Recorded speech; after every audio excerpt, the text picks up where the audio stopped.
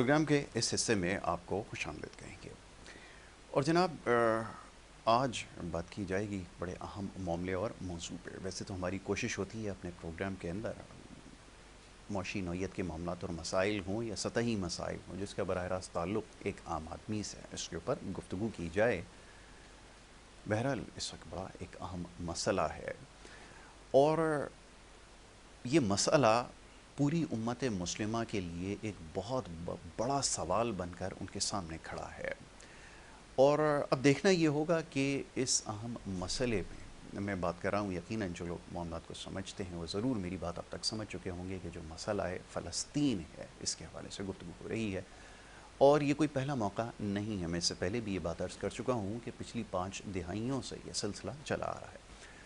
یہ الگ بات ہے کہ اس وقت سوشل میڈیا اور عالمی ذرائع ابلاغ اس کا جو پھیلاؤ ہے وہ دنیا کے کونے کونے تک ہو چکا ہے، جس کی وجہ سے اب یہ معاملات لوگوں کی نظر سے گزر رہے ہیں۔ خاص طور پہ یہ جو جنریشن اس وقت ہماری ہے، یہ بچے ہیں، شاید اس سے پہلے وہ اس سے واقف نہیں ہوں گے یا ان کے علم میں نہیں ہوگا، تاہم ہم اپنے جب سے ہم نے چیزوں کو سمجھنا شروع کیا ہے، جب سے آنکھ کھولی ہے، تب سے یہی معاملات جو اس وقت غزہ کی صورتحال ہے وہ دیکھ رہے ہیں۔ اور ہر دور میں یہ سوال ہوتا آیا ہے کہ آخر ہم کیوں سب امت مسلمہ میں شامل جتنے بھی ممالک ہیں وہ بے بسی کی تصویر بنے ہوئے ہیں۔ ہر شخص ایک دوسرے کی طرف دیکھ رہا ہے اور اس سے سوال کر رہا ہے کہ تم اپنی ذمہ داری کب پوری کرو گے۔ اور ہم بھی ان ممالک میں شامل ہیں، اب پتہ نہیں خوش قسمتی سے یا بدقسمتی سے، کہ لوگ ہماری طرف دیکھتے ہیں، خاص طور پہ امت مسلمہ، کہ ہم اپنی ذمہ داری کب پوری کریں گے۔ اب سوال یہ پیدا ہوتا ہے کہ ہم اس پوزیشن میں ہیں کہ ہم کسی اور کی مدد کر سکیں؟ ہمارے اپنے خطے میں جو آگ لگی ہوئی ہے کشمیر کے اندر اور دیگر خطوں میں، اس کے سلسلے میں ہم اب تک کیا کر سکیں؟ اور دوسری ایک بڑی اہم بات جو اب سے کچھ دیر پہلے زیر بحث آئی وہ یہ کہ جو معاشی صورتحال ہے وہ اس وقت انتہائی پیچیدہ ہے، اور تاریخ یہ بتاتی ہے کہ جب بھی کوئی قوم یا کوئی ملک یا کوئی بھی قصبہ یا جو بھی آپ اس کو نام دے دیجئے، اگر ان حالات سے گزر رہا ہو تو یقیناً اس کے لیے دوسروں کی مدد کرنا یقیناً آسان نہیں ہوتا۔ اور پھر اس سے بڑھ کر بھی جو بات ہے وہ یہ کہ آپ کے پاس کوئی ایسی لیڈرشپ ہو، کوئی ایسا معتبر رہنما ہو جو آپ کو یہ معاملات سمجھائے بھی اور اس بات پر آمادہ بھی کرے کہ آپ نے دوسروں کے لیے کیا کچھ کرنا ہے، جو ہمیں میسر نہیں ہے۔ بہرحال بات طویل ہوگی اور موضوع بڑا اہم ہے۔ معزز مہمان اسٹوڈیوز میں تشریف فرما ہے، کوشش کروں گا اس معاملے پر آج ان سے گفتگو کی جائے۔ صبح کے وقت تشریف فرمائے جناب ڈاکٹر محمد شاہ نواز صاحب، جو کہ ایک سینئر سیاسی رہنما ہے، یہاں پہ موجود ہیں، پہلی دفعہ اس پروگرام کا حصہ بن رہے ہیں، ان کو میں خوش آمدید کہتا ہوں۔ بہت شکریہ، بڑی نوازش آپ کی ڈاکٹر صاحب۔ دوسرا ہمارے معزز مہمان، جانا پہچانا نام ہے، ملکی سیاست سے تعلق ہے اور بڑا گہرا تعلق ہے، پاکستان پیپلز پارٹی کی یہاں ترجمانی کر رہے ہیں، بہت متحرک ہیں، سیاسی رہنما ہیں، رانا گلزار تاج صاحب، ان کو میں خوش آمدید کہتا ہوں۔ رانا صاحب آپ کا بہت شکریہ پروگرام میں وقت دینے کے لیے۔ ڈاکٹر صاحب ابھی بڑی لمبی ایک تمہید باندھی گئی، خاص طور پہ جو اس وقت مشرق وسطیٰ کی صورتحال ہے، اس حوالے سے سوال وہی ہے جو ہمیشہ سے ہوتا آیا ہے، آخر ہم کب اس قابل ہو سکیں گے کہ ہم دوسروں کی مدد کر سکیں، جبکہ ہماری اپنی صورتحال ایسی ہے جو قابل رحم ہے۔ کشمیر ہو، کراچی ہو، کوئی بھی آپ علاقے کا نام لے لیجئے، اس وقت جو صورتحال ہے میرا خیال میں اس کو دہرانے کی ضرورت نہیں ہے۔ اور اب جیسے میں نے کہا کہ ہم ان ممالک میں شامل ہیں کہ جن کی طرف لوگ دیکھتے ہیں، خاص طور پہ امت مسلمہ میں، تو ہم ان کو کیا جواب اس وقت دے سکیں گے؟ میں چاہوں گا ذرا اس پہ گفتگو کیجیے۔ بسم اعوذ اللہ۔ باللہ من الشیطان الرجیم، بسم اللہ الرحمن الرحیم۔ میں تو پہلے یاسر بھائی آپ کے K21 کے چینل کا مشکور ہوں کہ ماشاءاللہ ہمیں بلایا گیا اور ہمیں یہ موقع دیا گیا کہ آپ آئیں اس حوالے سے کہ فلسطین کی جو بات آج کل پورے امت مسلمہ رو رہی ہے اور پاکستان کی طرف دیکھ رہی ہے۔ پاکستان کی طرف وہ اس لیے دیکھ رہی ہے کہ جب ہمارے ایٹم بم بنے تھے، جی جب جی ایٹم بم ہمارے بنے ایک اس چائے وقت، پہ thank ji you thank you thank ji یہ لو رانا صاحب یو سر۔ یہ چل آپ اپنی گفتگو جاری رکھیں۔ جی جی تو سارے مسلمانوں نے جب ہم نے ایٹم بم بنائے جی اس وقت سب مسلمانوں نے ہمارے خوشیاں منائی واہ کہ ہمارے مسلمان ملک جو ہیں انہوں نے ایٹم بنا لیے کافروں کے پاس تو آلریڈی پہلے سے تھے، موجود تھے، اور وہ سپر پاور کافی عرصے سے میں سنتا ہوں کہ وہ ہیں، موجود ہیں، ٹھیک ہے، اور ان کی پاور جو ہے، اس پاور کو کاٹنے کے لیے جب ہمارے پاس، میں مرحوم ڈاکٹر عبد القدیر صاحب کو بھی سلام پیش کرتا ہوں، یہ نیاز مندی کے ساتھ سلام پیش کرتا ہوں ان کو، کہ انہوں نے جو ہمارے لیے، ہماری قوم کے لیے جو کیا ہے انہوں نے، اس کو ہم بھول ہی نہیں سکتے. بالکل ایسا ہی. مگر ان کی کیفیت ایسی رہی ہے کہ جب ان کے آخری وقت میں نے کچھ کلپ سنے ان کے بیانات سنے، تو وہ بالکل دل برداشتہ ہو کے چلے گئے اس دنیا فانی سے. بہرحال وہ بات تو اپنی جگہ ہے. اب جب پوری دنیا امت مسلمان نے دیکھا کہ ہمارے ایٹم پاور تیار ہو چکی ہے، ایٹم بم بن چکے ہیں، اب وہ پورے اسلام کی کمان سنبھالے گا. پاکستان جس کا مقصد کیا ہے، لا الہ الا اللہ محمد رسول اللہ، اور وہ پاکستان اس بنیاد پہ بنا جس کو اللہ تعالیٰ نے چن کے کلمے کے نام سے، اور ہمارے قائد اعظم صاحب جنہوں نے یہ کام کرایا، جو اللہ کی طرف سے غیبی طاقت آئی اور یہ ملک بن گیا. اب ملک بننے کے بعد ایٹم پاور ملک بن گیا. اسلام میں سب پوری امت مسلمہ کے جو ممالک ہیں، سب کی نگاہ ہماری طرف ہے کہ پاکستان کے اندر جو ایٹم بم ہے، صرف کافر کو یہ ایٹم بم روک سکتے ہیں.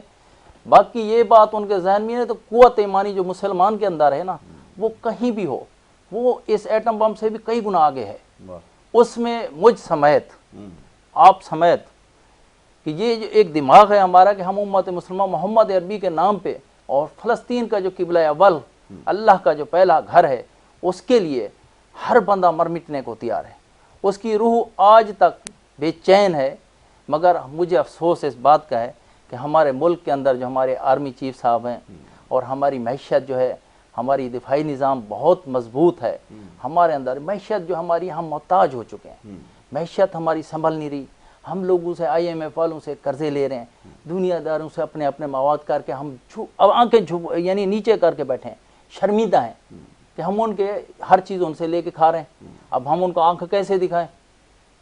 اللہ گواہ ہے کہ اگر کوئی مسلمان اپنی معیشت، پہلے تو میں ملک کے اپنے جو ہم لوگ ہیں نا، ہم لوگ بھی اس میں گناہ گار ہیں.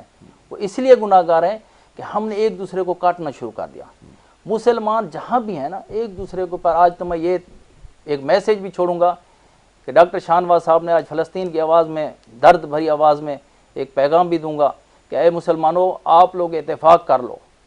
اب کافروں کو دیکھ لو کہ وہ کہاں سے کہاں تک ہے. ایک چھوٹا سا ملک ہے اسرائیل کا، اتنا بڑا نہیں ہے، اتنی آبادی بھی نہیں ہے، اور ٹیکنالوجی ہے اس کے پاس، اس کا دفاعی نظام مضبوط ہے، جس کی وجہ سے وہ ہم لوگوں کو کوئی یعنی پیچھے نہیں ہٹنے دے رہے. اب یہ پیغام ہے کہ آپ اتفاق کرو. تیسرے نمبر پہ یہ کہ آرمی چیف صاحب سے میں منیر عاصم قاری الحافظ عاصم منیر صاحب سے ریکویسٹ بھی کروں گا کہ آپ بالکل خاموشی سے بیٹھے ہوئے ہیں. دیکھو، آپ حافظ القرآن ہو، دین کو بھی سمجھتے ہو کہ قبلہ اول کو اگر آپ لوگوں نے حفاظت نہیں کی، اللہ گواہ پورے ملک، پوری دنیا، پورے اسلام جو ہے نا ایسے اٹھے گا، اور یہ آخری جنگ ہوگی، آخری مارکا ہوگا. اس کے بعد ہمارے ہاتھ سے نکل جائے گا. وہی بات آ جائے گی کہ حضرت امام مہدی علیہ السلام کی روح نے آنا ہے اور عیسیٰ علیہ السلام نے آنا ہے. اب وہ وقت تو ویسے بھی اب نزدیک ہے، دیکھا جائے تو وہ تو سب کو ہی پتہ ہے، اسلام کی جو ہسٹری جانتے ہیں، وہ وقت آ چکا ہے، سرد جنگ شروع ہے. اب آرمی چیف صاحب کو یہ ریکویسٹ کروں گا کہ آرمی صاحب، آپ ایک پوری دنیا کی کمان کو سنبھال رہے ہو، آپ کے اوپر پورے اسلام کا بچہ آپ کے اوپر نگاہ رکھ رہا ہے کہ بھائی قبلہ اول اللہ کا گھر، اور آپ حافظ القرآن. اس سے پہلے رحیل شریف کی جو کارکردگی تھی اس پہ بھی ہم مطمئن تھے. اس رحیل شریف صاحب نے اب ماشاءاللہ پورے سعودی عرب کی کمان سنبھالی. مجھے دلی خوشی ہے کہ میرے مکہ اور مدینہ کی حفاظت کے لیے اللہ نے اس کو چن لیا. اب وہ جو حکومت، اسلامی حکومت کے سربراہ بنے ہوئے ہیں، وہ بھی بالکل خاموش ہیں، یہ بھی خاموش ہیں. وجہ مجھے نہیں سمجھ آ رہی. کچھ درد بھی ہے کہ کیسے آواز وہاں تک پہنچی جائے. اب یہ اسلام کے جو بچے وہاں پہ، معصوم بچے، جن بچوں کے اوپر کوئی قصور بھی نہیں ہے، ہاسپٹلوں کے اوپر جو ہے نا، ہاسپٹل کے اوپر بم برسا رہے ہیں، کوئی روکنے والا نہیں ہے. صرف ہماری ایران نے تو دھمکی دے دی، مگر عمل کر بھی دیا انہوں نے. کچھ سنا کہ بارڈروں پہ کچھ تعینات بھی ہو گئے ہیں، سسٹم بن بھی گیا ہے. اب یہ کہ ہمارے پاکستان میں پتہ نہیں کیا ہو رہا ہے، مجھے کچھ سمجھ نہیں آ رہی. مجھے بہت تکلیف ہے، دل میں دکھن ہے کہ اگر ہماری معیشت مضبوط ہوتی، ہمارا سسٹم مضبوط ہوتا، ہم لوگ کسی IMF والوں کے پاس نہیں جاتے. اور اس کے اندر ہمارے سیاستدان بھی شمار ہیں، جن سیاستدانوں نے ملک کو لوٹا ہے. بہت نفرت ہے مجھے اس سے. بالکل ٹھیک ہے. وہ اس لیے نفرت ہے کہ ہم لوگ کمزور ان لوگوں کی وجہ سے ہوئے ہیں. آج عوام جو پریشان ہے، جن کو ووٹ دیا ہے بغیر دیکھے بغیر پہچانے، اب ووٹ تو چلو دے دیا، عوام کہتی ہے ہم نے صحیح جگہ پہ دیا. ٹھیک ہے.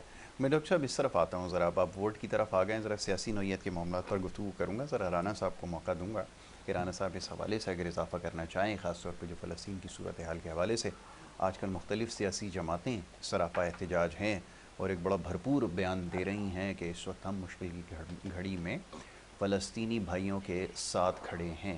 یہ کتنا پر اثر ہے اور کتنا کارآمد ثابت ہو سکتا ہے؟ میں چاہوں گا ذرا اس پہ گفتگو کی جائے. جی رانا صاحب، کیا موقف اختیار کر رکھا ہے پارٹی نے؟ یہ ذرا فرمائیں. بسم اللہ الرحمن الرحیم. شکریہ یاسر بھائی آپ کا، آپ کے ٹی وی چینل کا. دیکھیے، پاکستان پیپلز پارٹی کا تو شروع دن سے کشمیر اور فلسطین مسلمان بھائیوں کے ساتھ ہمیشہ موقف رہا ہے، اور ہم نے ہمیشہ اپنی پالیسی میں شامل رکھا ہے فلسطین اور کشمیر کے ایشوز کو.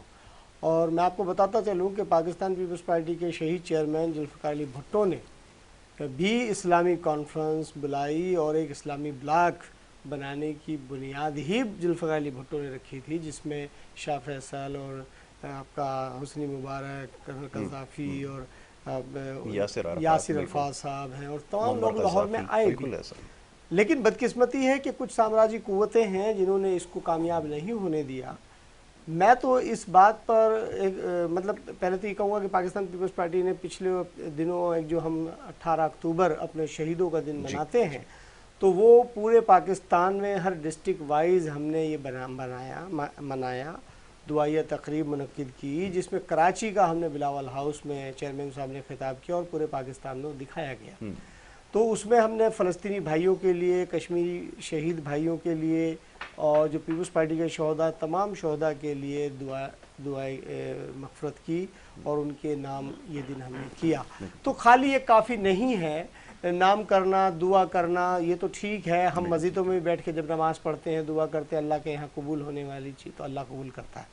عملی جدوجہد کیا ہونی چاہیے، یہ ہم تمام پاکستان کی پولیٹیکل پارٹیز کو ایک زبان ہونا ہوگا، اور ہمیں سب سے پہلے ایک قوم بننا ہوگا. جب تک ہم ایک قوم نہیں بنیں گے، ہم کسی کو جواب نہیں دے سکیں گے.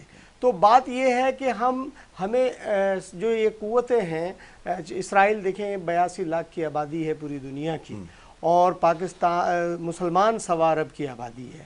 تو بڑا افسوس کا عمل ہے کہ 1.25 ارب کو 82 لاکھ جو ہیں وہ دبا رہا ہے.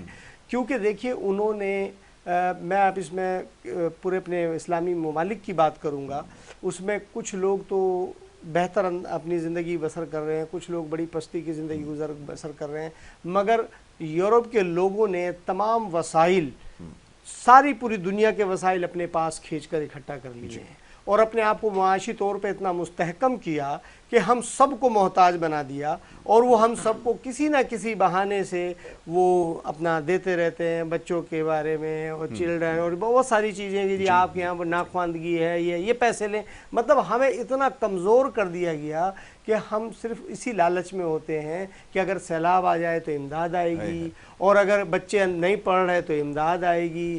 تو جب ہم اس معاملات میں پڑ گئے ہیں تو ہم مقابلہ کیسے کر سکیں گے؟ تو ہم مقابلہ اس وقت کر سکتے ہیں کہ ہم جب اب ان سب چیزوں سے باہر نکل جائیں، اور ہم صرف ایک ہی بات ہوگی کہ رزق کا مالک اللہ، ہر چیز کا مالک اللہ، موت کا مالک اللہ، ہر چیزوں کا جو مالک ہے وہ اللہ ہے. اللہ نے رزق دینا، اللہ نے موت دینی ہے. تو ہمیں ان چیزوں پہ کمپرومائز نہیں کرنا چاہیے. تو بات یہ ہے کہ یہ تمام عالم اسلام کے جو مسلمان ممالک ہیں، وہ کسی نہ کسی ایسے ایشو میں انہوں نے پھنسا دیا ہے کہ جو بولنے سے قاصر ہے. اور میں سمجھتا ہوں کب تک ایسا کریں گے. دیکھیے بات یہ ہے کہ آپ کو سب باتیں چلیں گی، سب باتیں آپ سنیں، لیکن کچھ چیزیں ایسی ہوتی ہیں جس پہ کمپرومائز نہیں ہونا چاہیے. دیکھیے دین کے بارے میں کمپرومائز نہیں ہونا چاہیے. دیکھیے جو ہمارے قبلہ اول ہے، قبلہ دوہم ہے، ان کے بارے میں کبھی کمپرومائز نہیں ہونا چاہیے. میں تمام مسلمانوں کی بات کرتا ہوں تو اس پہ کمپرومائز کسی کو نہیں کرنا چاہیے. کشمیر کی بات ہے، کشمیر میں بھی یہی ہو رہا ہے، 70 برس سے یہی چل رہا ہے. فلسطین میں 100 برس ہو چکے ہیں، وہ یہی ہو رہا ہے. دیکھیے بات یہ ہے کہ جب چاہتے ہیں وہ ہمارے فلسطینی بھائیوں کو مارتے ہیں اور علاقہ قبضہ کر لیتے ہیں، جب چاہتے ہیں وہ جو ان کی مرضی آتی وہ کر لیتے ہیں. تو یہ وحشی کہ درندگی اسرائیل کی بند ہونی چاہیے. اقوام متحدہ سے اپیل کرتے ہیں کہ وہ اس کو فوری طور پہ جنگ بندی کرائیں اور وہاں کے جو بھی مطلب لوگ جو وہاں پھنسے ہوئے ہیں پریشان ہیں ان کو غذائی اجناس پہنچائی جائے اور تمام عالمی مسلمان OIC کی اجلاس بلائیں اور وہ متفقہ فیصلہ کریں اور وہ ایک بلاک بنا کر سیسا پلائی دیوار بنے تاکہ فلسطینی بھائیوں اور کشمیری بھائیوں کی مدد کی جا سکے. یہ اسی صورت میں ہو سکے گا کہ جب ہم اپنے اپنے مفادات چھوڑ کر اور صرف اسی بات پر ایجنڈا ہو کہ جی جہاں جہاں دنیا میں مسلمان پریشان ہیں تو ہمیں اس کے اوپر کھڑا ہونا ہوگا. اور اس کے لیے بھی میں یہ سمجھتا ہوں پاکستان پیپلز پارٹی کے چیئرمین کو بھی کوشش کرنی چاہیے, پاکستان کے جتنے سیاسی لوگ ہیں سب کو ایک جوڑ کر کانفرنس بلانی چاہیے اور وہ OIC سے اپیل کریں کہ وہ ایک OIC کا اجلاس بلائیں اور اس اجلاس کے اندر یہ قرارداد پاس کریں. یہ بہت اشد ضرورت ہے. اس وقت یہ نہیں ہو سکے گا پھر کبھی نہیں ہو سکے گا. میں یہ سمجھتا ہوں کہ جنگ جو چھڑی ہے تو اس کو اب منطقی انجام تک پہنچنا چاہیے. اس میں اگر ہماری تمام مسلمان اگر جان بھی جاتی ہے تو اس میں کوئی رانا صاحب بہت اچھی بات کی ہے. اب سوال یہ ہے, پہلے سوال سنیے اس کے بعد میں چاہوں گا ذرا اس پہ تبصرہ کیجیے. اگر آپ جواب دینا چاہتے ہیں, رانا صاحب کی بات سے متفق ہیں تو ضرور اس پہ رائے زنی کیجیے. سوال یہ ہے کہ ہمارے یہاں کسی بھی نقطے کے اوپر کنسنسس ڈیولپ کرنا, اتفاقی رائے پیدا کرنا انتہائی مشکل کام ہے. صورتحال یہ ہے کہ معاشی فیصلے جب ایک حکومت کرتی ہے تو دوسری حکومت آ کر اس کو اٹھا کر سارے کے فیصلوں کو ردی کی ٹوکری میں ڈال دیتی ہے. تو یہ تو ایک بہت بڑا اور اہم مسئلہ ہے جس کے اوپر اتفاقی رائے کیسے پیدا کریں گے. کیا وہ لوگ موجود ہیں؟ یہ بتائیے ذرا. سیاسی رہنماؤں کے اندر اتنی بردبار لوگ ہیں, اتنی بردباری ہے کہ وہ اس اہم مسئلے کے اوپر فیصلہ کر سکیں؟ جواب دیجیے. یاسر بھائی, مسئلہ یہ ہے کہ یہ کام ہو سکتا ہے اور ان کو کرنا بھی چاہیے. اس وقت اگر شروع سے انہوں نے نہیں کیا کوئی بات نہیں, اس کا افسوس نہیں ہے. ابھی ان کو کرنا چاہیے کیونکہ چاروں طرف ہماری امت مسلمہ کے اوپر آواز اور تیر اور نیزے, اور اب جو دور آ چکا ہے وہ تو دفاعی نظام کے جو میزائل ہیں وہ تیار کھڑے ہوئے ہیں ہر طرف سے. اب اگر نہیں کریں گے تو کبھی بھی نہیں کر پائیں گے. یہ میری ایک چھوٹی سی رائے ہے, ایک مشورہ بھی ہے کہ اگر سیاسی رہنما ایک گول کانفرنس بنائیں, اس کے اندر پوری دنیا, پوری امت مسلمہ کے لیے, اگر ہم خالی پاکستان کو لے کے آتے ہیں یہاں تو ممکن تو ہے اگر یہ چاہیں تو, مگر ان کے اندر اتنا ہے, کوئی کہتا ہے میرے پاس لینڈ کروزر ہے, میرے پاس جہاز ہیں, میں الگ ہوں, میری پارٹی میں اتنے لوگ ہیں, میرے پاس تو کسی کی ضرورت نہیں ہے. ان چیزوں کو اگر یہ اپنے دل سے اور دماغ سے نکال دیں گے تو یہ سارے سیاستدان ایک میز پہ بیٹھ سکتے ہیں ہمارے پاکستان کے. خالی اگر عالمی طاقت عالمی میں چلے جائے تو وہ تو جب ہماری حکومت ابھی تو ہے عارضی حکومت ہے, نگراں حکومت, یہ تو ابھی شاید اکٹھا کر سکے کاکڑ صاحب یا نہیں کر سکے. کاکڑ صاحب کی کارکردگی ابھی اور آرمی چیف صاحب کی کارکردگی سے بھی میں مطمئن ہوں. اس لیے مطمئن ہوں کہ یہ جو ہمارے اندر کام چل رہے تھے کرپشن کے شروع سے, میں 2-3 پروگرام پہلے بھی کر چکا ہوں دوسرے چینلوں پہ, کرپشن کے حوالے سے, کرپشن جب تک کنٹرول نہیں ہوگا ہمارے اندر جو یہ لوٹ مار کا بازار لگا ہوا ہے یہ ختم نہیں ہوگا. اب ہمیں چاہیے کہ آرمی صاحب یہ بھی کنٹرول کرائے اور دوسرے نمبر پہ سیاست کے جو سیاستدان ہیں ان کو ایک کانفرنس بلائیں, ان پہ سب کو اتفاق کرائیں. نہیں کرتے تو میرا تو خیال ہے ڈنڈے سے ان کے سائن کرائیں, ایسے سائن ہو جائیں کہ جو اسلامی حساب سے, اسلام کے مطابق, اسلام فوبیا کے جو ہمارے اوپر ایک آواز اٹھائی جا رہی ہے کہ اسلام کے حساب سے اسلام میں تو اتفاق ہونا چاہیے, کوئی بھی قانون ہو اسلامی قانون میں ان کی کوئی کسی کی مداخلت نہیں ہونی چاہیے. اب اگر آرمی چیف صاحب یہ ماشاءاللہ حافظ القرآن میں اسلام کو سمجھتے بھی ہیں, ہسٹری بھی سمجھتے, اگر یہ کر جاتے ہیں, اگر یہ پیار سے نہیں بیٹھتے پورے سیاستدان, تو بش سمیت ہم تمام پارٹیوں سمیت ان کو چاہیے کہ یہ ساری آواز اٹھائیں یہ لوگ, اور یہ ایک کہ میز ایسی بنے, کانفرنس ایسی بنے جس میں یہ سارے سائن کریں اور پابند ہو جائیں کہ اگر جیسے قبلہ اول کا بھی معاملہ چل رہا ہے اس میں ہم لوگوں کا کام ہے کہ یہ اکٹھے ہو کے اس کے لیے دفاعی ایک منصوبہ بنائیں کہ ہم اس کی کیا کر سکتے ہیں کیا نہیں کر سکتے. یہ ہونا چاہیے.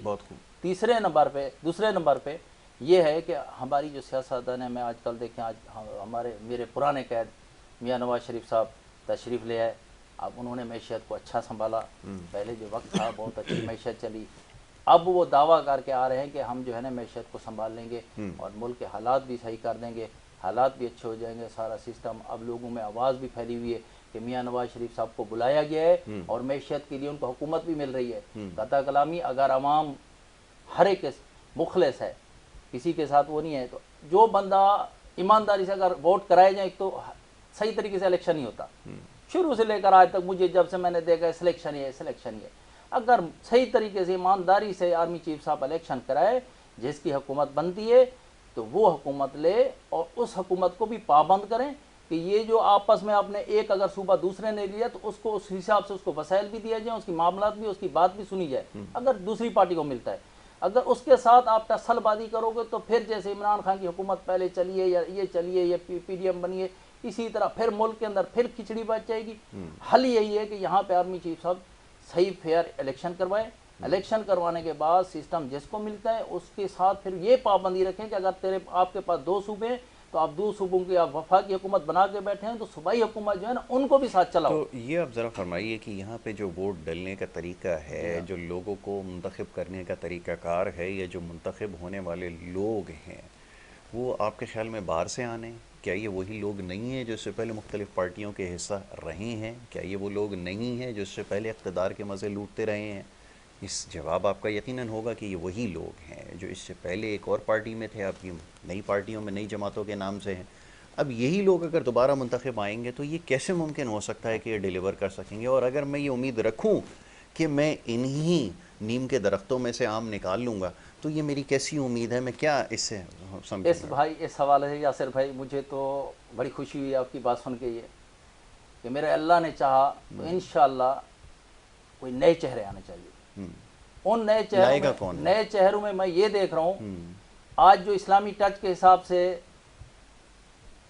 عالمی طاقت کے حساب سے جو چیخ و پکار لگی ہوئی ہے، بابا خادم حسین رضوی صاحب کے بیٹے حافظ سعد بھائی جو ہیں ہمارے، ان کو اگر ان کی حکومت کے اندر، ان کی جو اپنی کیبنٹ ہے، ان کے رکنیت کے اندر جو ان کی یہ نظام ہے، مفتی قاسم فخری صاحب کو دیکھ لیں، اگر ایسے لوگ جو پکے اور سچے درخت مضبوط جڑوں والے اگر لگائے جائیں تو اللہ گواہ ہے یاسر بھائی کہ یہ کرپشن بھی ختم ہوگی، نئے چہرے بھی آئیں گے، سسٹم بھی آئے گا۔ میں رانا صاحب سے ذرا اس کے بارے میں پوچھ لوں۔ رانا صاحب فرمائیے گا، اب یہ جیسے ڈاکٹر صاحب نے تذکرہ کر دیا کہ نئے چہرے آئیں گے یا نئے لوگوں کو موقع دیا جائے گا تو نتائج نکل سکتے ہیں۔ پرانے چہروں سے سراسر مایوسی ہوئی ہے، معاف کیجئے مجھے، اس میں پاکستان پیپلز پارٹی بھی شامل ہے، اس میں نون لیگ اور دیگر جماعتیں بھی شامل ہیں۔ یا اس سے پہلے جو ایک پروجیکٹ لانچ کیا گیا تھا جو آج زیر اعتاب ہے، یہ اس میں وہ لوگ بھی شامل ہیں، یعنی کہ جو مکمل تباہی کے ذمہ دار ہیں وہ سب کے سب ہیں اس کے اندر، اور وہی لوگ ہیں، وہی چہرے ہیں، وہی پارٹیاں، وہی نظام ہے۔ فرمائیے اس پہ کس حد تک متفق ہیں کہ نئے چہرے جب تک نہیں آئیں گے تب تک جو ہے وہ صورتحال بہتر نہیں ہو سکے گی؟ جی دیکھیں یاسر بھائی، میں نے آپ سے گزارش کی تھی ابھی کچھ ہی دیر پہلے کہ سب سے پہلی بات تو یہ ہے کہ ہمیں ایک قوم بننا ہوگا، جی، اور جب ہم ایک قوم بنیں گے، اور ہمیں دوسری بات یہ ہے کہ پاکستان کی نظریاتی اساس کا خیال رکھنا ہوگا، اور اس کو کون رکھے گا؟ جب تک ہم آپس کے اختلافات کو ختم نہیں کریں گے اور اپنے اندر سادگی نہیں اپنائیں گے، تو جب ہم سادگی اپنائیں گے، اپنے اخراجات کو کم کریں گے تو ہم ملک کے بارے میں سوچ سکیں گے۔ ہم تو یہاں پر یہ حالت ہو گئی ہے کہ ہمارے اپنے آفیسز کے اخراجات اتنے ہوتے ہیں کہ ریاست کے اخراجات جو ہیں وہ تو خود پہ خود ہی وسائل جو ہیں ہم اپنے اوپر خرچ کر لیتے ہیں۔ تو جب تک میں نے کہا کہ ہم اختلافات ختم کرنے ہوں گے، اور نئے چہرے اور پرانے چہرے، یہ تو ٹرینڈ ہوتا رہا ہے، نئے بھی آئے پرانے بھی آئے، نظام تو وہی چلا، سب نے مایوس کیا، وہی نظام تو وہی چلا۔ صاحب کا دور میں بھی جو موصوف جیل میں بیٹھے ہیں وہ بھی بڑے نعرے لگا رہے تھے، انہوں نے بھی مدینہ کی ریاست اور 1 کروڑ نوکری اور 50 لاکھ گھر، بہت ساری باتیں تھیں، لیکن اس کا رزلٹ 0 آیا۔ تو ہمیں اس وقت تک کسی چیز پر بھی کامیابی حاصل نہیں ہو سکتی کہ جب تک ایک قوم نہ بنے، ہم ایک سوچ کے مالک نہ بنے، ہمارے اندر حب الوطنی کو ہم اس کو فروغ نہ دیں۔ نہیں تو کنڈیشن ایسی ہو گئی، کون پھر جی وہ لیڈر تو میسر نہیں ہے۔ جب صورتحال مشکل ہو جاتی ہے تو کہیں سندھ کارڈ استعمال ہوتا ہے، کہیں پنجاب کارڈ استعمال ہوتا ہے۔ یہ تو لیڈر وہ نہیں ہے جو قوم بنائے۔ اگر یہ کارڈ اپنے استعمال وقت پر کرتے رہیں گے تو قوم میں تو تقسیم ہی ہونا ہے، تو پھر قوم تو نہیں تشکیل پائے گی۔ بالکل، بہت اچھی بات کی آپ نے۔ دیکھیے جناب، میں نے آپ سے وہی بات تو میں ابھی کر رہا ہوں کہ جب تک ہم ایک قوم نہیں بنیں گے، کوئی بھی ہو اس میں، لیڈر بنائیں نا قوم کو، دیکھیں قوم نے تھوڑی خود کر فیصلہ کر لینا ہے۔ اس میں سندھ، پنجاب، بلوچستان، خیبر پختونخوا نہیں۔ ٹھیک، ہمیں جب بات کرنی چاہیے وہ اکائی کی بنیاد پہ کرنی چاہیے، ہمیں کسی کے مفادات کی بات نہیں کرنی چاہیے، ہمیں پاکستان کی ریاست کی مفادات کی بات کرنی چاہیے۔ رانا صاحب میں معافی چاہوں گا قطع کلامی کی، ایک بریک کے لیے کہا جا رہا ہے، بریک کے بعد آپ کو موقع دوں گا، اس نقطے پر آپ گفتگو جاری رکھ سکتے ہیں۔ ایک چھوٹی سی بریک یہاں پر لینی ہے اور بریک کے بعد سلسلہ جاری رہے گا۔ آپ دیکھتے رہیے پروگرام گڈ مارننگ کراچی۔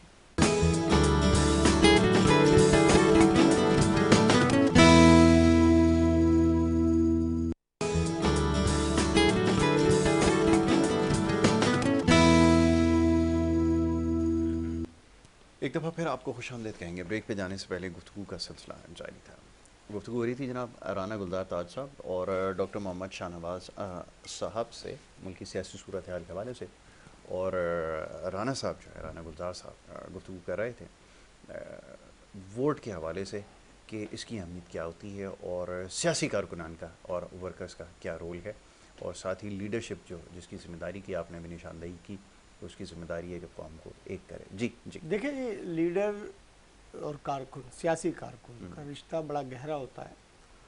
کوئی بھی لیڈر ہوگا تو اس کا جو سیاسی کارکن ہوتا ہے اس کا رشتہ اتنا گہرا ہوتا ہے اور اس کی نظریات پر وہ فالو کرتا ہے۔ اور کوئی بھی لیڈر ہو، جب لیڈر قومی لیڈر یا عالمی لیڈر، وہ اسی بنیاد پہ بنتا ہے کہ جب وہ کوئی ایسا ویژن پیش کرے کہ جس سے ریاست اور قوم ترقی کرے۔ لیکن بدقسمتی ہے کہ ہمارے ملک میں جمہوریت کو نہ تو پھلے پھولنے دیا جاتا ہے، اور کوئی بھی شخص یعنی کہ سختی برداشت کرنا میں سمجھتا ہوں کہ نہیں ہو پاتی۔ لیکن پاکستان پیپلز پارٹی میں آپ سے گزارش کرتا چلوں، شہید ذوالفقار علی بھٹو نے بھی قربانی دی، بینظیر بھٹو نے بھی قربانی دی، آصف علی زرداری نے بھی جیل کاٹی، لیکن وہ ملک میں رہے اور جدوجہد کر رہے ہیں۔ اور میں یہ کہتا ہوں کہ یہ جدوجہد کافی نہیں ہے، اس سے زیادہ کہیں بڑھ کر اس قوم کے لیے جدوجہد کرنی ہوگی۔ اور جیسا کہ اب نواز شریف صاحب آئے ہیں، خوشائن بات ہے، ان کا پاکستان ہے، پاکستان میں آئے، بہت اچھی بات ہے جی، آئیں، بیٹھیں، انتقام کی سیاست کو بند کریں۔ جیسے انہوں نے کہا کہ جی انتقام کی سیاست کو ہم نے دفن کیا، تو ایک نئی سوچ پیدا کریں، نئی سوچ بلڈ اپ کریں اور ایک دوسرے کے خلاف اختلافات سے بریزہ ہوں۔ پاکستان مشکل حالات سے گزر رہا ہے، معاشی صورتحال خراب ہے پاکستان کی، اس قوم کو کسی بھی طریقے سے کھڑا کریں، ہمارے زرعی شعبے کو ترقی دیں، انڈسٹری کو ترقی دیں، دفاعی نظام کو بہت زیادہ مضبوط کرنے کی ضرورت ہے۔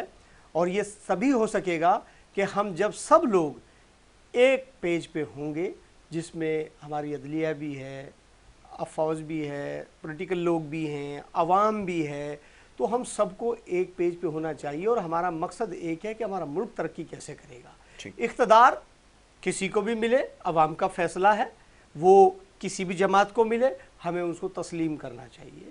یہ اشد ضرورت ہے، ہمیں ایک دوسرے کی پگڑی کو اچھالنا نہیں چاہیے، اس سے گریزہ ہونا چاہیے، کیونکہ انٹرنیشنلی طور پہ ہمارا امیج خراب ہوتا ہے۔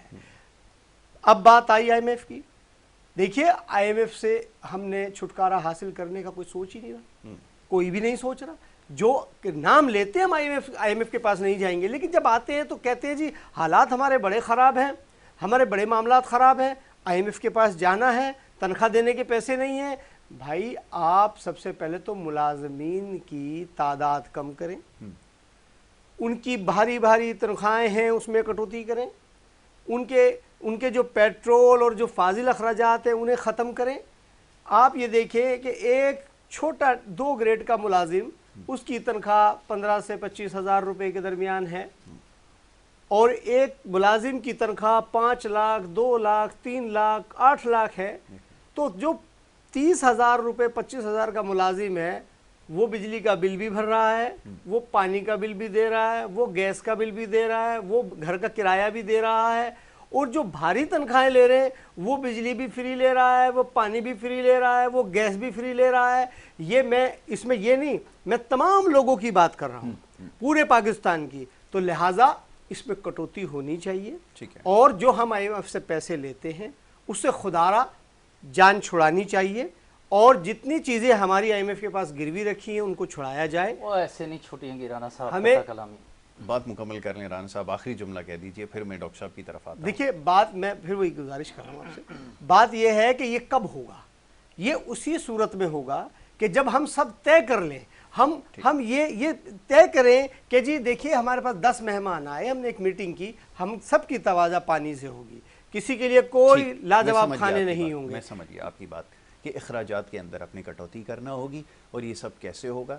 اس میں یہ بیوروکریسی اور جو ادارے ہیں ان کی جو عیاشیاں ہیں یہ سب کچھ ہیں، اس کے آگے بند باندھنا ہوگا جو کہ ناممکن ہے۔ اب یہ بتائیں کون کرے گا؟ وہ ممکن ایسے ہے یاسر بھائی، جو موجودہ حکومتیں ہیں جنہوں نے یہ دیا ہے سسٹم ان کو، اپنی حکومتوں اس کی یعنی کہ اپنی حکومتوں کے مزے میں، یعنی اپنی حکومت میں آنے کے لیے، ووٹ بینک لینے کے لیے ان حکومتوں نے سب نے کیا ہے۔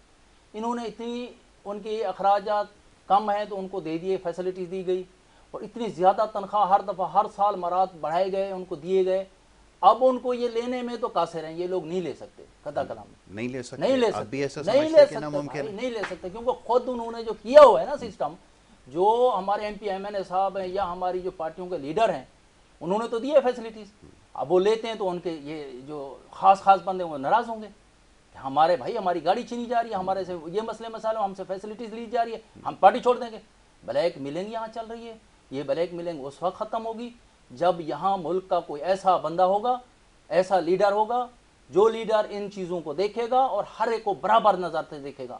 جیسے آپ نے یاسر بھائی سب سے پہلے بولا کہ حضرت عمر فرش پہ سوئے ہوئے لیٹے ہوئے، کسی نے جا کے پوچھا کہ یہاں یہ جو ہمارے ایک وہ یہاں امت مسلمہ کا لیڈر ہے، خلیفہ ہے، وہ جو ہیں وہ زمین پہ لیٹے ہوئے ہیں، تو اس وقت تک یہ سیاست اور دنیا کے اسلام کی جو پاور ہے وہ بندہ سنبھالے گا، جو عوام کے ساتھ ہوگا، جو فرش پہ لیٹے گا، جو ایسے لوگوں کے ساتھ رہے گا گھل مل کے، وہ ان کے اندر یہ تکبر نہیں ہوگا دولت کا، ان چیزوں کا، ان کے اندر یہ لالچ نہیں ہوگی کہ میں اس کو مراد دوں گا، یہ خالی مراد کے لیے آ رہا ہے میرے پاس، یہ ٹکٹ کے لیے آ رہا ہے۔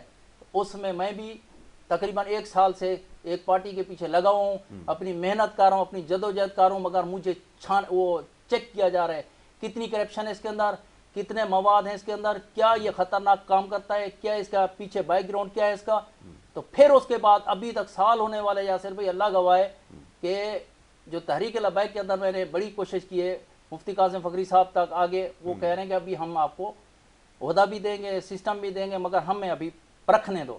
یعنی تحریک لبیک وہ پارٹی آ چکی ہے جو چیزوں کو پرکھ رہی ہے، پرکھنے کے بعد ان کو چیک کریے، چیک کرنے کے بعد آگے بندے کو بھائی جوائن کر رہے ہیں، اور نیٹ ورک بڑا مضبوط ہے۔ تو زیادہ بہتر یہ ہوگا کہ جب آپ اس کا حصہ بن جائیں تب اس کی ترجمانی کریں یا اس کے حق میں بیان دیں گے تو زیادہ مناسب ہوگا۔ ابھی آپ ذرا بات کریں نا کہ جو سیاسی صورتحال ہے، جو نظام کے حوالے سے آپ نے بھی اچھی تو اس میں نشاندہی کی، کیونکہ یوں محسوس ہی ہوگا کہ شاید آپ کسی کو قائل کرنے کی کوشش کر رہے ہیں، میں نہیں، آپ اپنا کیس کمزور کر رہے ہیں، ایسا ہی ہے؟ میں اپنا کیس بھی داخل کر رہا ہوں، عوام کا کیس بھی داخل کر رہا ہوں۔ بالکل ٹھیک ہے، وقت میرے پاس کم ہے، صرف 2 منٹ مجھے یاسر بھائی جی بات مکمل کریں۔ مقصد یہ ہے کہ یہاں جو ہمارے سسٹم بنا ہوا ہے نا، اب یہ سسٹم ایسا ہونا چاہیے کہ ایک ایسا لیڈر نہیں، سسٹم سے کب ایسے جان چھوٹے گی کہ جہاں پہ چاپلوسی ہے، جہاں پر آپ سمجھ لیں کہ لوگ ایک دوسرے کے پیروں پہ ہاتھ رکھتے ہیں اور ان کو قائل کرنے کے لیے جو ہے ان کی شان میں قصیدے پڑھتے ہیں، یہ تو سیاست کا ایک وتیرہ ہمارے رہا ہے، یہ سلسلے کو کون توڑے گا؟ یہ اس وقت ٹوٹے گا جب ہمارا کوئی سیاسی لیڈر جو ملک کو، اسلام کو سنبھالنے والا بیٹھے گا، اس وقت یہ ہوگا۔ میاں نواز شریف اگر آ گئے ہیں نا یہاں پہ، اگر ان کو بھی حکومت ملتی ہے تو ان کا کام بھی ہے سب کو اکٹھا کریں۔ ممکن ہو سکے گا کیونکہ اس سے پہلے جو کچھ ہوا ہے وہ سب کے علم ہے، وہ تو بار بار اس چیز کا تذکرہ کرتے ہیں کہ مجھے پورا موقع نہیں ملا۔ اس معاملے میں نواز شریف بڑا ہوشیار ہے، بڑا قابل ہے کہ اگر یہ سب کو اکٹھا وہاں لندن میں بیٹھ کے سب کو اکٹھا کر سکتا ہے، ملک کی حالت بدحالی ہو گئی تھی، سسٹم ختم ہو گیا تھا، وہاں بیٹھ کے اگر وہ ملک کے حالات کو اور حکومتیں بدلی کرا سکتا ہے تو یہاں وہ کر سکتا ہے۔ دوسرے نمبر پہ اگر وہ کر جاتے ہیں تو بہت ہی اچھا کام ہے، اگر ان سے نہیں سنبھلتا تو پھر ایسا کوئی لیڈر ہو۔ بالکل ٹھیک ہے۔ آخری جملہ میں چاہوں گا ذرا رانا صاحب کی طرف سے۔ رانا صاحب، عام انتخابات کے حوالے سے ابھی بھی قیاس آرائیاں جاری ہیں اور جو کچھ بیانات اس وقت منظر عام پر آئے ہیں پیپلز پارٹی کی جانب سے، وہ کہ وہ مختلف ٹاک شوز کے اندر اس کی کوئی حیثیت تو نہیں ہوتی، اس کو باقاعدہ تو نہیں اکنالج کیا جا سکتا، لیکن بہرحال اس چیز کا اظہار کیا جا رہا ہے کہ ممکن نظر نہیں آتا کہ جنوری کے اندر بھی عام انتخابات ہوں۔ ایسی صورت میں کیا دیکھیں جی، میں سب سے پہلے تو ایک مذمت کرنا چاہتا ہوں کہ کل رات کو ایک سیاسی جماعت کے کارکن کو شہید کیا گیا ہے، ان کا سیکٹر انچارج تھے ایم کیو متحدہ قومی موومنٹ کے نیاز حسین. تو میں اس کی بڑی مذمت کرتا ہوں اور آئی جی سندھ سے مطالبہ کرتا ہوں کہ وہ اس کی تحقیقات کریں. اور کیونکہ یہ ایک بڑی خطرناک وجہ ہے کہ اس سے پہلے پاکستان پیپلز پارٹی کے بھی 2 عہدیداروں کو شہید کیا گیا، اور یہ سیاسی کارکنوں کا قتل ہونا یہ شہر میں امن کی فضا کو خراب کرنے کی سازش ہے. تو پاکستان پیپلز پارٹی اس کی مذمت کرتی ہے. یہ سیاسی کارکنوں کے ساتھ گھناؤنا کھیل بند کیا جائے اور شہر کے اندر جتنی بھی یہ ٹارگٹ کلنگ اور اسٹریٹ کرائم ہے اس کو قابو کیا جائے. آئی جی سندھ اور وزیر داخلہ سندھ اس کا نوٹس لیں. دیکھیں جی، پاکستان پیپلز پارٹی کا موقف جو ہے وہ اٹل ہے اور مطالبہ ہمیشہ سے رہا کہ الیکشن فوری طور پہ کرائے جائیں. پاکستان پیپلز پارٹی نے الیکشن کمیشن کو خط بھی دیا تھا اور ان کے ہمارے ڈیلیگیشن نے ملاقات بھی کی تھی. لیکن یہ ہے کہ ہم تو کیٹیکر گورنمنٹ کو یہی کہیں گے کہ وہ الیکشن کرائیں اور جمہوریت کو پیسفل طریقے سے منتقل کریں. تو ہمارا مطالبہ بھی یہی ہے. ہم ٹھیک ہے، اب وہ تو ارباب اختیار ہیں، الیکشن جنوری میں یا فروری میں جب بھی کرائیں، لیکن ہمارا موقف وہی ہے کہ الیکشن فوری فور کرائے جائیں، ٹرانسپیرنسی ایمانداری کے ساتھ الیکشن کرائے جائیں. اور فور کا تو وقت گزار دیا. نہیں دیکھیں، میں نے آپ سے کہا نا کہ فوری طور پہ اعلان کریں الیکشن کا. ابھی تک انہوں نے اعلان نہیں کرا، تو ہمارا مطالبہ جو ہے وہ اپنی جگہ اسٹکلی موجود ہے کہ وہ فور اعلان کریں. کل اعلان کر دیں، آج اعلان کر دیں، الیکشن کا اعلان کریں. اور پاکستان پیپلز پارٹی کی تیاری مکمل ہے اور مرتضیٰ وہاب صاحب کو یو سی چیئرمین منتخب ہونے پہ مبارکباد پیش کرتے ہیں، کیونکہ وہ میئر کا اب وہ ایک الیکٹڈ میئر ہو جائیں گے. تو انشاءاللہ شہر کی خدمت بھی بہت تیزی سے جاری ہے. جو بھی کام ہے ہم چاہتے ہیں کہ جو بھی ہم چاہتے ہیں جو بھی اپوزیشن کے لوگ ہیں اور جو بھی لوگ ہیں ہم سب کو ساتھ لے کر چلیں اور شہر کے لوگوں کی خدمت کر سکیں. آخری جملہ انتخابات کے حوالے سے جیسے بھی بات. یاسر بھائی، انتخابات تو ابھی یہ ڈیٹ جب ہی دیں گے مگر مارچ کے بعد ہی ہوگی. مارچ کے بعد ہوگی. مارچ تک ہو یا مارچ کے بعد ہو. ٹھیک ہے. دوسرے نمبر پہ یہ ہے کہ اگر مجھے تھوڑا سا علم نہیں ہے، آپ بھی وضاحت کر دیجیے گا. اگر جیسے ہم لوگوں نے بائی ڈیٹا کے حساب سے، جیسے کمپنیاں ہیں ہمارے پاس مختلف قسم کی موبائل نیٹ ورک کی کمپنیاں، اگر انہی کے نظام سے بائیو میٹریکل نظام سے اگر یہ لاگو ہو جائے، جو باہر سے مشینیں منگا رہے ہیں ہم یہ کریں گے، عمران خان صاحب نے دعوے کیے تھے یہ وہ اس طرح. نہیں، ووٹنگ کے لیے آپ بات کر رہے ہیں. ہاں، نہیں تو ان کے نظام میں تو بہت ساری خامیاں ہیں، کیونکہ وہ انگوٹھا ایک لگاتا ہے اور وہ سم دوسرے علاقے سے نکلی ہوتی ہے. یہ تو تحقیقات سے پتہ چلا ہے. تو اس کا مطلب ہے کہ تو اس میں تو بہت سارے امکانات ہیں کہ اس میں ریگ ہو جائے الیکشن. نہیں، یہ جو ہے نا یہ سسٹم اب یہ جو ہے نا نیٹ ورک یہ سنبھالے کچھ دنوں کے لیے، مہینہ یا 2 مہینے کے لیے آرمی. تو آرمی یہ کرا کے دے فیئر طریقے سے الیکشن. ادھر دھاندلی جو ہوتی ہے ڈاکٹر صاحب، مسئلہ یہ ہے کہ اس سے پہلے جو کچھ ہوا ہے نا، میں اس کا تذکرہ نہیں کرنا چاہوں گا. جو آر ٹی ایس کے سسٹم ہوا اور جو کچھ ہوا وہ بہت خطرناک، وہ بھی کیسے ہوا، خطرناک ہوا نا. تو اس کے بعد ہم اس کے متعامل نہیں ہیں. اور دنیا میں بہت بڑے بڑے ممالک میں بھی آج ووٹ کی پرچی کے ذریعے ہی وہ ہو رہا ہے اور بہترین ڈیموکریسی چل رہی ہے. اچھا، اس میں ممکن ہے کہ پھر یہ سسٹم جو ہے نا، یہ جو آر ٹی ایس آخر میں آ جاتا ہے، بیٹھ گیا ہے، چلا گیا ہے، سو گیا ہے، آ رہا ہے، جا رہا ہے، یہ نہیں ہونا چاہیے. یہ جو ہے یہاں من پسند سیٹیں دی جاتی ہیں. اچھا، 1 منٹ کے لیے میں چاہوں گا ذرا یہ رحان صاحب کچھ کہنا چاہ رہے ہیں. جی رحان صاحب. سر، میں مبین جبانی صاحب سے مطالبہ کرنا چاہتا ہوں کہ وہ محکمہ بلدیات میں خصوصاً لینڈ جو ڈپارٹمنٹ ہیں کے ایم سی کے ڈی اے کے اندر جو بڑی پیمانے پہ کرپشن ہو رہی ہے، اور اس کا سختی سے نوٹس لیں اور ان پہ جو ایک سسٹم رائز ہے اس سسٹم کا خاتمہ ہونا چاہیے. کیونکہ آج بھی کے ڈی اے کے اندر کے ایم سی بالخصوص اورنگی ٹاؤن لینڈ ڈپارٹمنٹ میں جیسے وہاں کے ڈپٹی ڈائریکٹر لینڈ ہیں سید عمر حسن برنی ہیں، جو مفتی منیب کے ساتھ ایک دن رہتے ہیں، ان کے نام کو استعمال کرتے ہیں.